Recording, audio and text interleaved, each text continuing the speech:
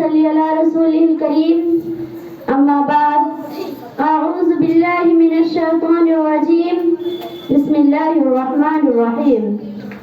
صدر محترم، سامعین اکرام اور میرے پیاری بہنوں، آج کے اس ہفتہ واری انجمن میں میری تقریر کا عنوان ہے حضرت ابوبکر صدیق رضی اللہ عنہ کا اخلاص.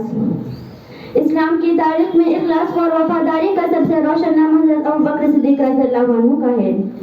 آپ وہ ہستی ہیں جنہوں نے ہر موقع پر دین اسلام کے لیے اپنا سب کچھ قربان کر دیا.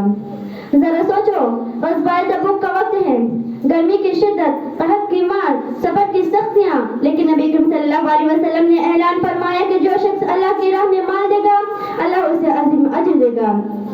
حضرت عمر فاروق رضی اللہ عنہ نے سوچا آج میں ابوبکر رضی اللہ عنہ سے آگے بڑھ جاؤں گا.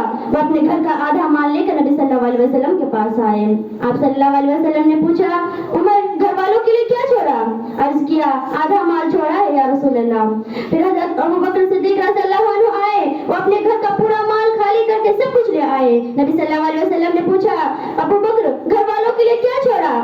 حضرت ابوبکر رضی اللہ عنہ نے ایمان سے لبریز دل کے ساتھ عرض کیا میں نے اپنے اہل و عیال کے لیے اللہ اور اس کے رسول کو چھوڑ دیا ہے. میرے بھائیوں، یہ صدیق اکبر رضی اللہ عنہ کا اخلاص، اپنا جان، اپنا مال، اپنا سب کچھ دین کے لیے قربان کر دیا.